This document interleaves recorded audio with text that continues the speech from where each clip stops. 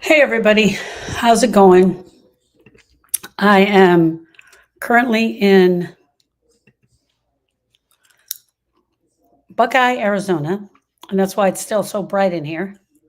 See the lights, the sun hasn't set yet, but I wanted to come live and really talk about how we're doing since the holiday, how we're doing since the grief holiday, since Mother's Day, which I guess we could call it a grieving holiday. I don't know when we don't have a holiday that's not a grieving holiday. We all have grief at different times of the year. But I want to talk about the aftermath of going through grief, going through a holiday like we just did. And what is that like for us? What is it supposed to be like for us in our heart? And how did you guys survive Mother's Day? How did you do? I really want to know. How did you do after Mother's Day?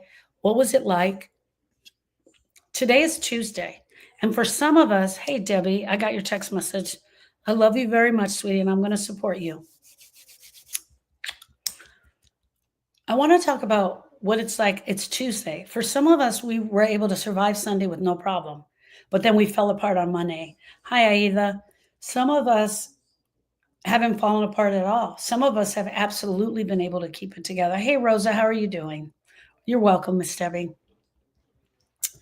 When the world moves on and you're still in pain, isn't that something? Man, that title right there, I think we could use that title and talk about grief for 6 weeks straight, 6 months straight. The world moving on and we're still in pain. And what that feels like to us. What it feels like to absolutely be grieving the loss of a mother, the loss of a family member, the loss of a child, and still being in grief. Nanette says, I did nothing. I sort of pretended it was just another Sunday. But then how was your Monday and how was your Tuesday, Nanette? Just a question for you. Because sometimes, we can really put our hands up and pretend like we're okay and we can make it through. We can put our hands up and pretend like we're okay for this moment. We can pretend like we're okay for the Sunday, the Mother's Day. And then the grief will hit us after that. It'll hit us much after that. Rosa says it was very sad for me. It was very sad for me. Okay. It's Tuesday. The flowers are wilted. The cards are packed away. For some of us, we kept the cards. She says, I'm okay. I just kept moving on. I hear you, Nanette. I totally hear you, but I also want you to know that that pain that you keep stuffing down comes back. It comes back, my love. My heart to yours. Just know we're here for you if you ever want to talk about it. The flowers are wilted. The cards are packed away. People are back to work. Everybody's back to their routine. But you and I are still in it. We're still in the grief. We're still in the grief pain. The world has moved on, but our heart hasn't. This is the part that no one prepared us for. How do we go through a Mother's Day after losing our child and go back to work on Monday? The silence after the storm, the day after the holiday when everyone stops checking in. When everyone stops checking in, I see you too, Sassy. Thank you. The day when everyone stops checking in, the world expects us to smile again. They expect us to show up. They expected us on Sunday to accept the gifts of the flowers and the cards and the posts that they sent us. The Happy Mother's Day posts. The Happy Mother's Day posts that we got over and over again. And I'm going to tell you, on the other end, some friends thought about whether they should even send the post, but they decided to go ahead and send it because after all, you should start moving on. Grief doesn't follow a calendar. It doesn't mean to move on just because the world says that it's time. It doesn't mean you have to move on just because the world says that it's time.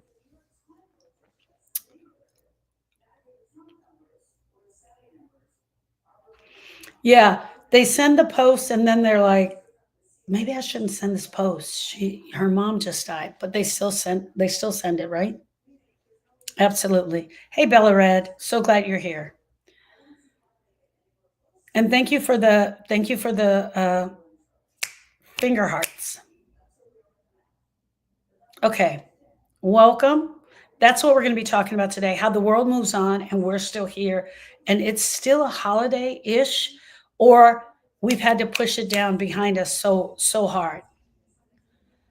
So you're here, and I just want to say that that matters. You are here, and that matters. And I want to say thank you to each and every one of you that showed up. So let's settle in. We're not going to rush. Hey, Lisa, we're just going to talk about where we're at today. I want you guys to put your hands on your chest. I want you to take a deep breath. And I want you to ask yourself, what am I feeling right now? And what's here for me today? What is in my heart? I'm allowed to grieve. I don't have to perform. It's okay, and I don't have to be okay. I can take a moment to check in on my heart. I don't have to fix my heart. I don't have to change anything that's going on. It's okay for me to be grieving right now. It's okay for me to have grieved on Sunday. It's okay for me to still continue be grieving today. The silence after the storm is deafening. And hear me out. The silence could have been through the storm. How many people asked you how you were doing on Sunday? How many people asked you how your grief was on Sunday? How many people checked in on you to see if you were okay? And there were a few. There were some. I know there were some. But were they really asking, or was it a courtesy ask? Were they really, Nanette says no one checked in. Were they really asking, or was it a courtesy ask? This is the part of grief that no one asks us about. I'm not talking about the day they died. I'm not talking about the memorial. I'm talking about the after. The after the grief, all the things we have to go through after the grief. Erica says, she says, I feel like some people asked, but it was really just a courtesy ask. Yeah. Hey, Flower Girl, how you doing? It's the after. It's the after they're gone. It's the after when people stop checking in. It's the text messages that go quiet. The world assumes you're better because time has passed it, because time has passed. They assume that you're better because time has passed. But grief doesn't follow a calendar. You guys have heard me say this before. Grief didn't know that Sunday was Mother's Day. It doesn't know that Memorial Day is coming up this month and that everybody takes that Monday off and we all go to the beach and we're supposed to be so skinny in our bathing suits by then. Grief doesn't know that. Grief doesn't know that right after that is the 4th of July and everybody's going to be having a barbecue and fireworks are going to be going off. And we want to be at the barbecue. Grief doesn't follow a calendar. It doesn't resolve because a week has passed or a month has passed or a year has passed or it's Mother's Day. It doesn't go away just like that. I get grievers all the time that say, it's been 6 months. Why haven't I moved on? It's been 3 months and my family's expecting me to move on. But they don't understand. What they don't understand is that you're still waking up. That life doesn't include your person and you still have to wake up every day.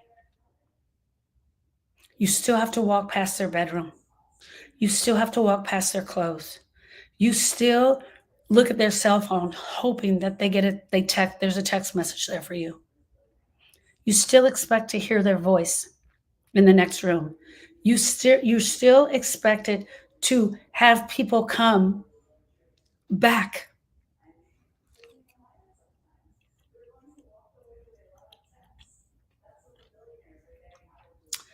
And the world just keeps spinning.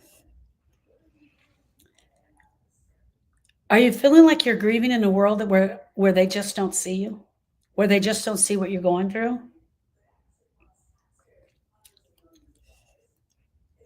I promise you guys, this weakness, it is the normal. This pain and this lag that you feel is not just weakness. It is the normal flow of grief. This grief is flowing at a normal rhythm. Here's the other thing. Even though the grief is flowing at a normal rhythm, you and I are not on beating to that drum. We're not beating to the drum that the normal grief is flowing to. Here it is, it's doing this tap dance, and you're like, no, I want to go slower, but it still keeps up. You're allowed to be still in this grief. You're not behind. The truth is your love. I promise you. The truth is your love. I promise you. So let me get something straight with you guys. And I say this all the time. You're not broken. Mother's Day was Sunday. It was probably for a lot of us a really tough day. It might have not been Sunday. It could have been Saturday that was really bad for you. It could be Monday. It could still be that you haven't had your worst day yet in this week. Your grief isn't broken. It's not too emotional, and you're not taking too long.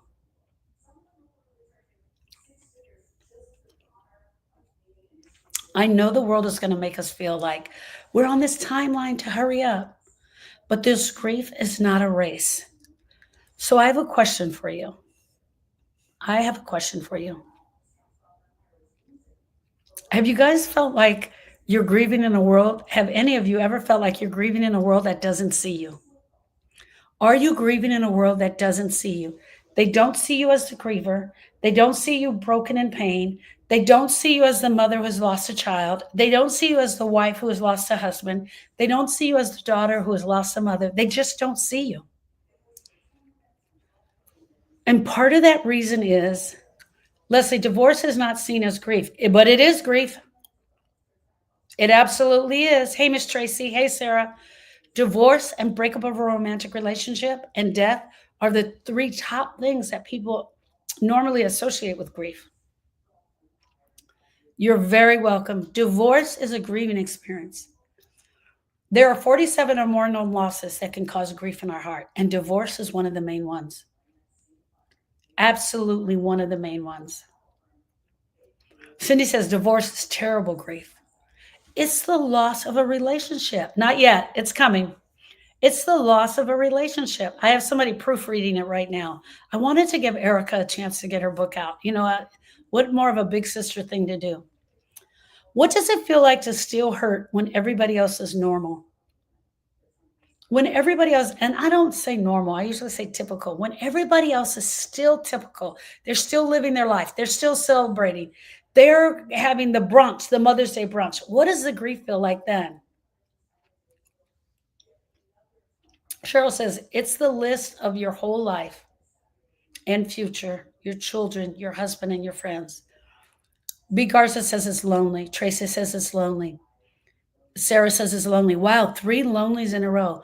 What does it feel like to still be hurting where everyone feels back to normal? Sarah says lonely. You are allowed to still be grieving. You are. Have you ever felt tired that you had to hide your grief so much to make others feel comfortable? Does that wear you out? Does that make you feel tired? Lonely, lonely, lonely. I agree. I feel crazy too. Lonely, definitely lonely. It feels like I'm spinning in the twilight zone. Wow. Okay. Bella Red says, it feels like I'm spinning in the twilight zone. How I describe it is the alternate universe.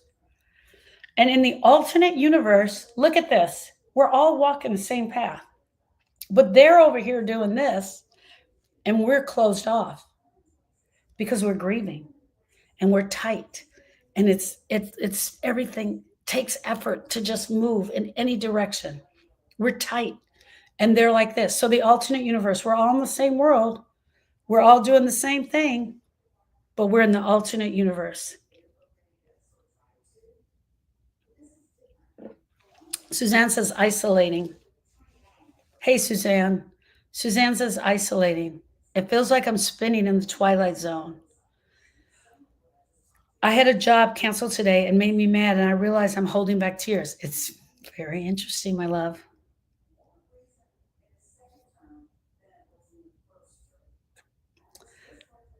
Okay, Leslie says she's about to turn 50 and can't feel joy. right now. Let me say this, and I want you guys to hear me when I say this. Your grief is inconvenient to the world. Your grief is at an inopportune time for them. They really want to help you. They really want to be here for you. But could you come back? Can you come back in 3 weeks when I can kind of fit you in? That's what it feels like. That's why people are ignoring it. It's necessary for your healing, but it doesn't fit into their time schedule. You're not meant to carry this pain forever. Hello, Miss Hope. But you are meant to face it. You are meant to feel it, and you are meant to understand it. I'm going to say that again. Your grief is inconvenient for the world. That's why people are ignoring it. But it is necessary for your healing. It is necessary for you to go through this grief for your healing. You are not meant to carry this pain forever, but you are meant to face it, feel it, and understand it. Avoiding this grief isn't going to protect you. Pretending like it's not there is not going to protect you. It only delays the grief. Avoiding it doesn't protect you and only delays the healing. I worked with this woman and she wouldn't cry. No matter what happened, she just refused to allow herself to cry. And she had lost her daughter. And she honestly felt like, if I start crying, I'm not, Sharon, you're going to have to pick me up off this floor. And for the first 8 months after losing her daughter, she just held on. Partly because she didn't feel like she had people showing up for her, partly because she didn't have people there. Also, she was scared to start. So she stayed in intellect of everything in her brain, handling her daughter's estate, doing everything.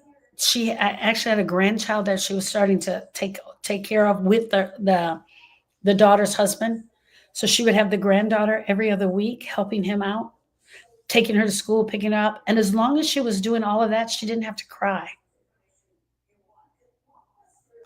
Then one day, bless her heart, she was putting away laundry, not even her daughter's laundry, her own laundry, and she fell apart.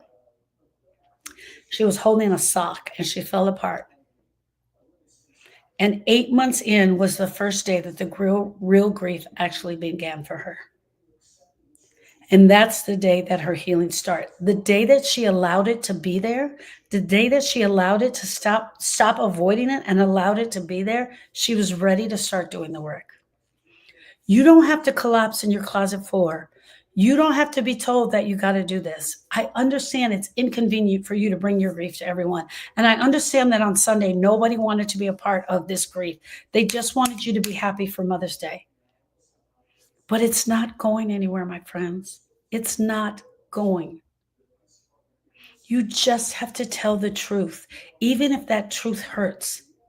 Even if that truth is ugly, you have to tell your truth. The only way out of this pain is directly through your heart. I promise you it's going to be directly to your heart.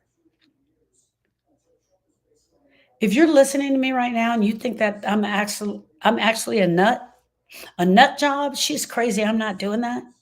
Or you're thinking, I don't want to be alone. I don't want to be doing this.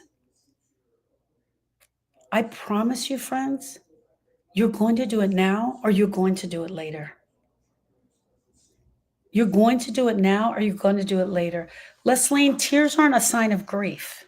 Tears are a sign of love. We cry to relieve the pressure. We cry because we loved, and we can also cry because we hate. Sometimes it just doesn't happen. One of the things that I know to be true is that grievers need to talk. They need to talk about the pain.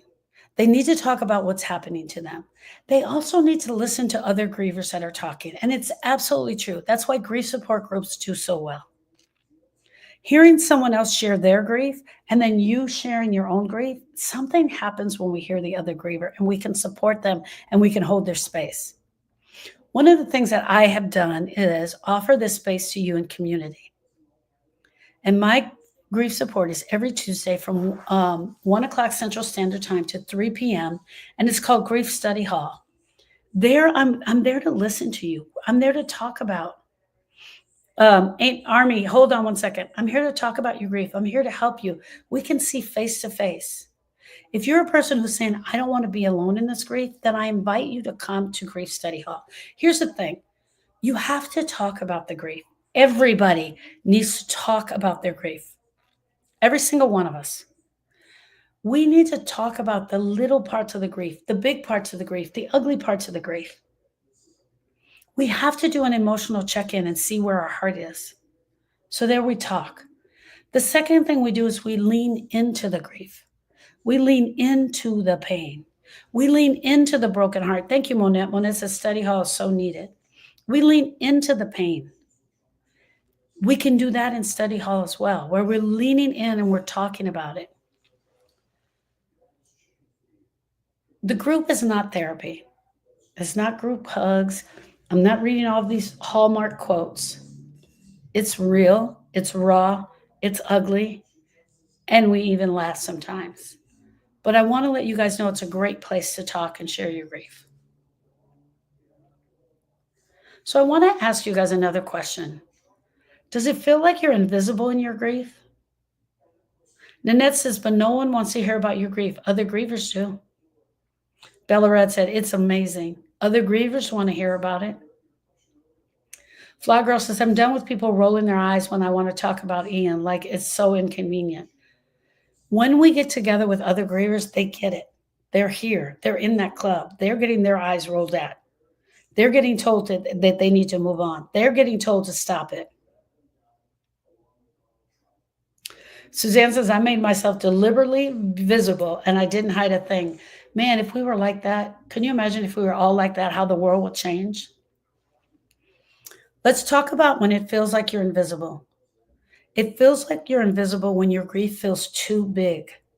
When it feels like it's too big to handle and you don't know where to lay it. Because when the grief becomes too big and you don't know what to do with it, you end up stuffing it more. The grief becomes invisible when the house is really quiet.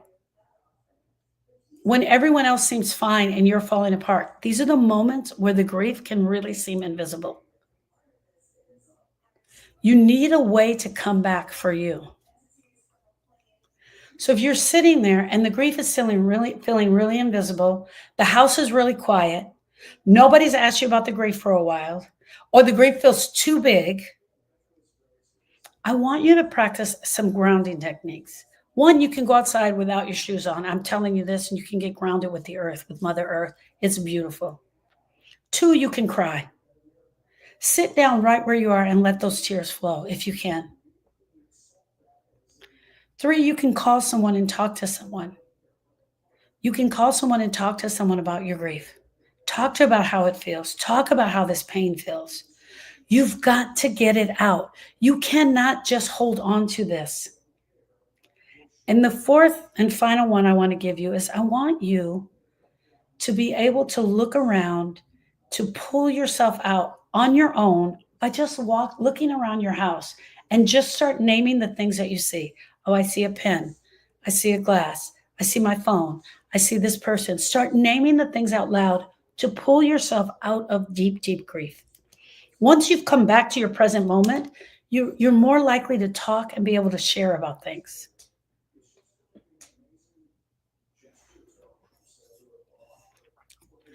It's not about pretending to be okay. There will be moments where you are alone and you feel like this grief is overwhelming and you can't get out of it. That's when it's going to be up to you to get yourself moving in the grief.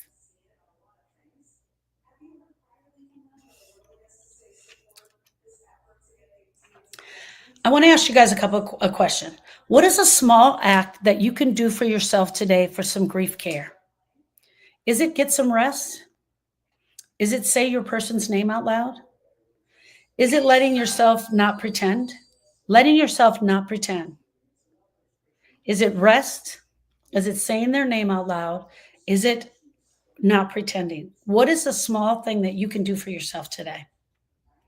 Anyone? How many of you need rest, especially after Mother's Day? Go for a walk. Aida says go for a walk. Tracy says meditation. Sarah says rest. Cynthia says grief hurts. Bella said, I stayed in bed on Monday. I love that. Army Girl says, I went to the gym. Erica says, eat a good meal. Is that a good healthy meal or just a good meal?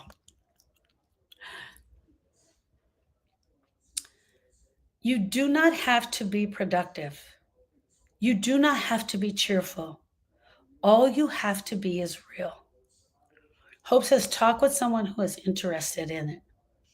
Comfort foods. Yeah, I love comfort food. Just a good one. A good old comfort food meal. Just a good one.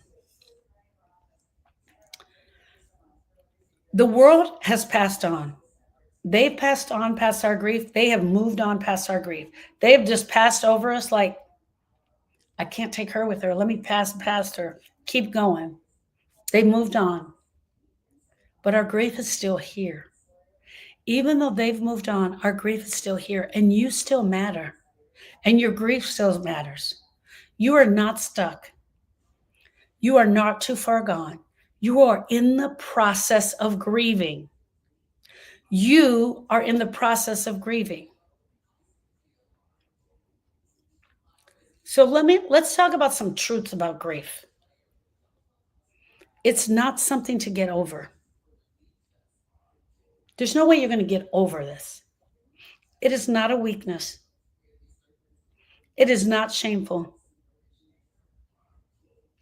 And I believe most of you would agree with me. It is the price of your love. It is the sacred work that you are doing with your heart.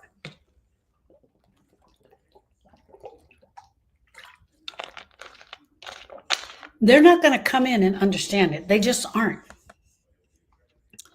They aren't going to understand what you're doing.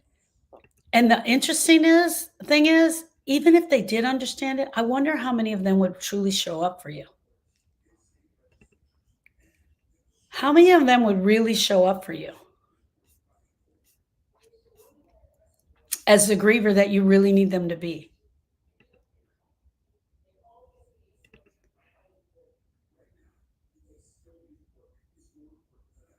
Bella says it's the price of loving someone with our full heart. Wow. The price of loving someone with your full heart.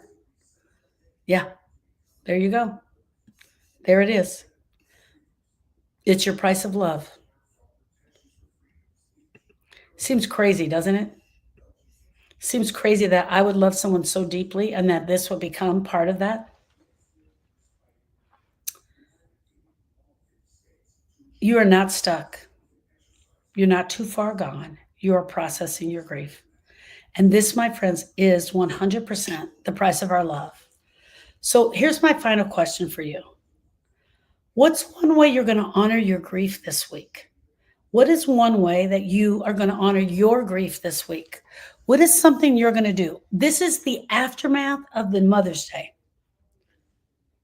The aftermath of the Mother's Day. Some of us had good Mother's Days on Sunday. Some of us had a tiring Mother's Day. Some of us can't even say that we had a Mother's Day. Suzanne said she wrote about it. Yes, and I'm going to share that tomorrow. Leslie says, I love grounding. Tracy says, I'm going to feel it. Tracy, how did it go? How did your Mother's Day go? I definitely want to hear about it.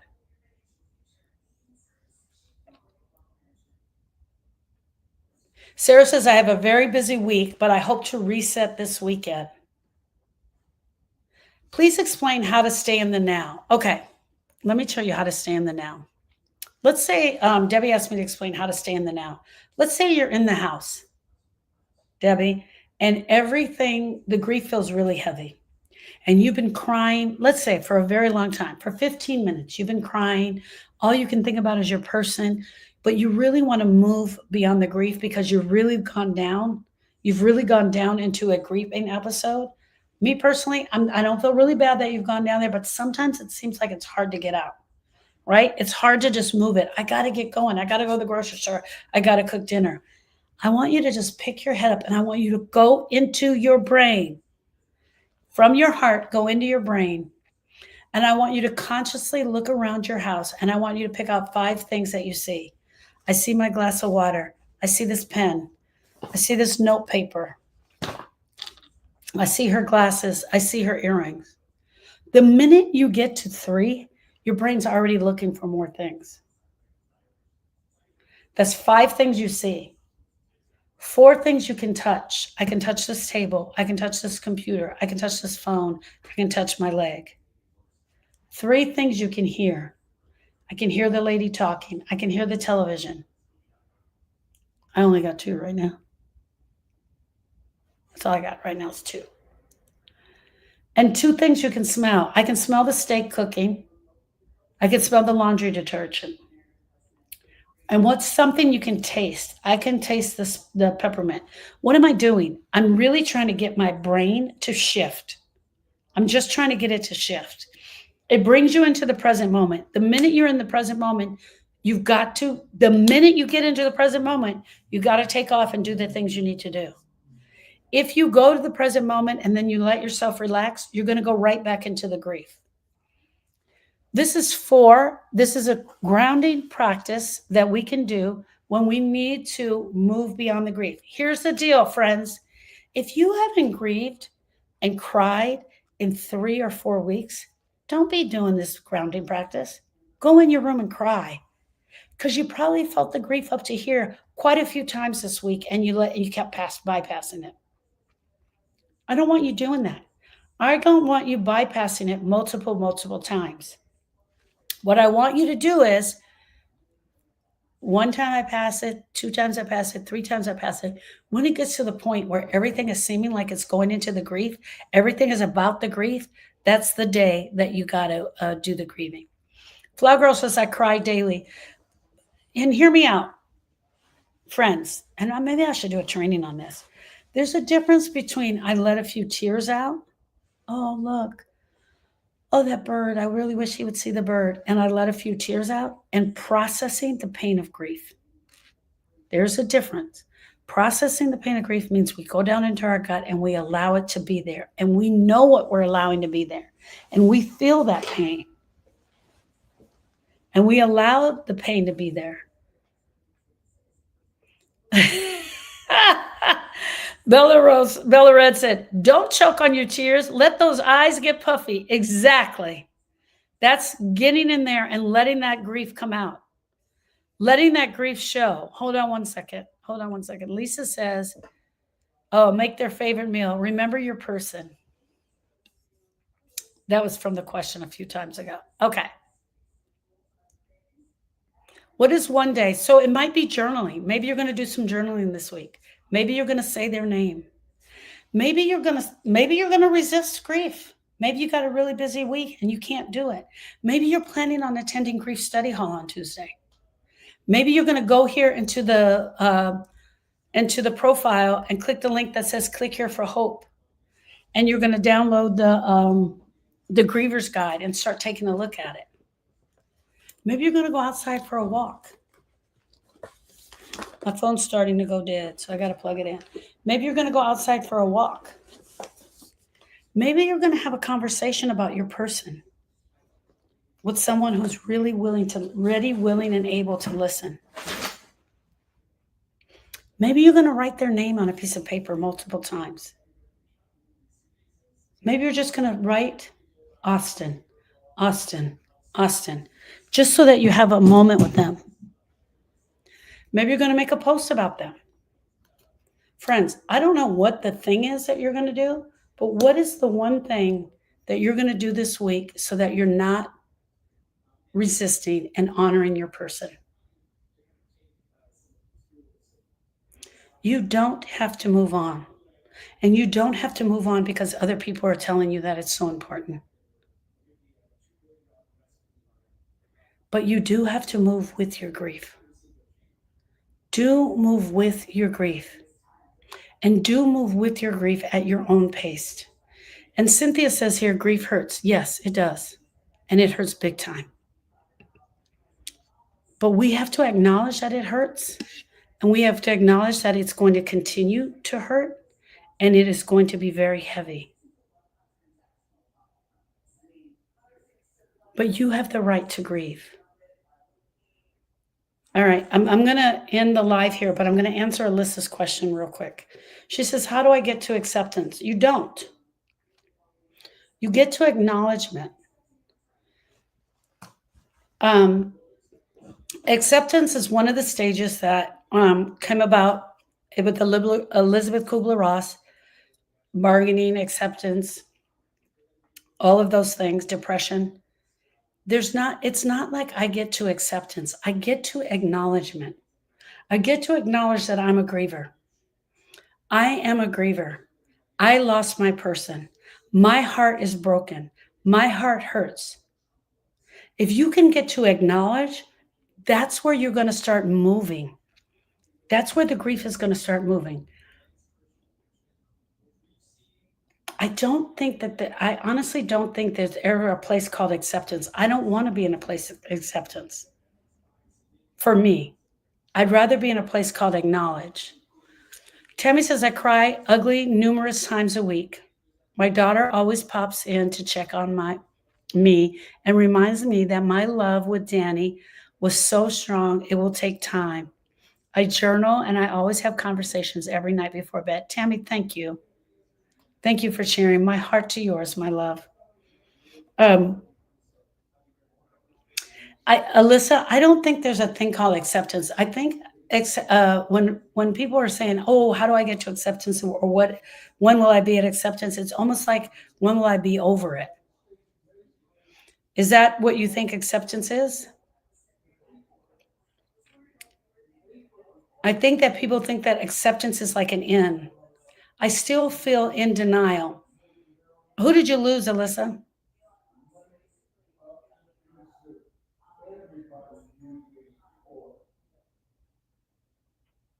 Acceptance doesn't equal your normal. I lost my son. Alyssa, thank you. Can you share his name with us?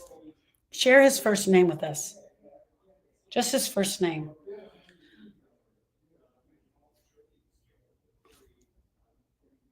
Donovan. Wow. Donovan is my nephew that drowned. No, that died in a motorcycle accident. Um, I here, this is for everyone, and I'm gonna finish this in the live, and then I'm gonna go over to TikTok. I honestly don't believe that we ever get to this thing called acceptance. I think that the first step we need to get to is acknowledgement. We need to get to a place. Everybody, can you tap the screen for Donovan and for Alyssa?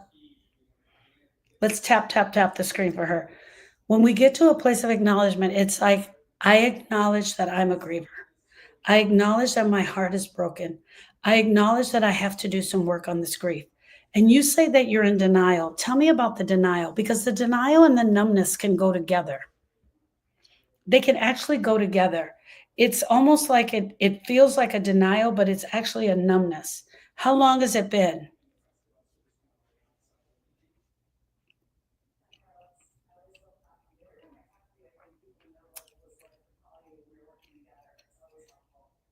16 months. My heart to yours, Alyssa. Truly, my heart to yours. Um, okay, I'm going to ask you a question that's a very deep question. Are you in denial that your son has passed on? Or are you in disbelief that this has really happened? There's a huge difference. Here's denial. No, denial would look like this. No, he's still here. He's in the other room. Where disbelief looks like this. I can't believe this happened to me. I cannot believe this happened to me. Which one do you think is closer to you, Miss Alyssa? Bella Red said, our hearts to yours.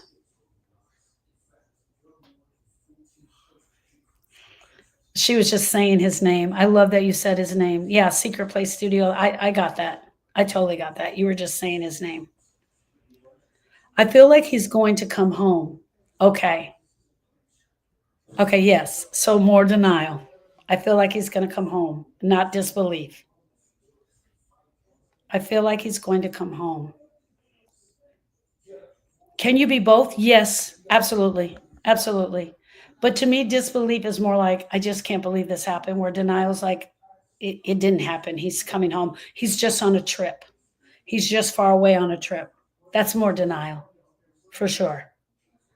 Erica will share, and I'm pretty sure she wrote about this in the book. I haven't gone to that part yet, but she'll share where she honestly believed that he was just on his a normal army retreat weekends, on one of his normal army retreat weekends. Yes, it can be both. Alyssa, I have a question for you. Can you acknowledge that you're a griever? Have you ever been able to acknowledge that you are a griever?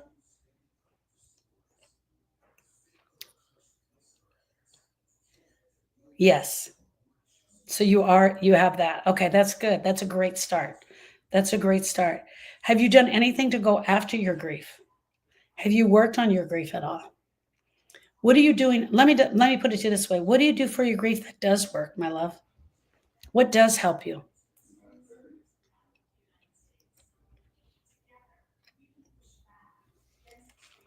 Poor, poor thing, she has to keep typing in between.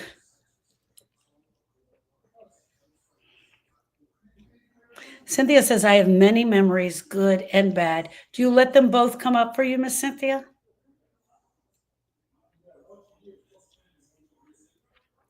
Alyssa says, I haven't found anything that helps me.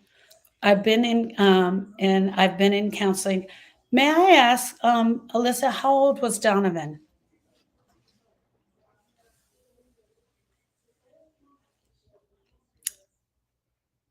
He was 16. Okay. Miss Cynthia says she does both. Okay, I'm going to answer this question. I'm going to say one more thing and then I'm going to end the live. Miss Alyssa, 16. That's 16 years, correct? Not 16 months. 16 years. You had this boy in your life, this beautiful boy or girl. I think you said son. This beautiful, because Donovan is can go both ways. You had this beautiful boy in your life for 16 years, plus the year that you made him, 17 years. The grief is not going to go away in 16 months, my love. I'm not saying it's going to last 16 years. It's going to take the time that it takes, but you 100% learning what grief is, understanding what grief is, understanding that there's no such thing as acceptance that we're trying to get to. We have to get to an acknowledgement, being able to talk about it, share about it, lean into it. Friends, we need to be able to lean into our grief. As grievers, we have to learn what it means to lean in. Grief sucks and we lean into the suck. That means we cry. We're okay with crying. We're okay with sharing about it. And just like Suzanne said, we share that grief even if other people are around us that aren't able to handle it. Once you've done that for a while and you've gotten used to the actual grieving process, then it's time to start working on it. What does working on it mean? It means really going after the relationship, talking about it, talking about the pain, talking about what the things are that you wish were better, different, and more. All of the things that were left unsaid. What other grief might be attaching to this grief? What other grief might you have in your heart? It's huge, huge. And unlike what most people have told us, you are not going to be like this for the rest of your life. If you really do this right, your heart should see a move of the pain. Will you miss your person? Absolutely. You will miss them for the rest of your life. But if the grief is done correctly and done the way most of us are taught to do it, we should be able to figure out what this is in our heart and kind of move that grief a little bit. I wrote a letter to Cedric about what I missed about him being there on Mother's Day. I love that. I love that, Bella Red. She wrote a letter to him about what she missed about him being there. I love that. I absolutely do love that. Thank you for sharing that. Okay, friends, today we talked about when the world moves on and we're still in pain. Tomorrow we're going to be talking about the grief waves after a holiday like the Mother's Day, the grief waves that come up after the holiday, what to do with aftershocks, what to do with grief aftershocks. A TikTok, stay on. I'm going to be with you guys for a little bit longer. And I'm going to close the live now. I want to leave you guys with this thought. I see you. I am you. I am a griever. And I want to say thank you for trusting me with your broken heart. Thank you for allowing me to help you with this today.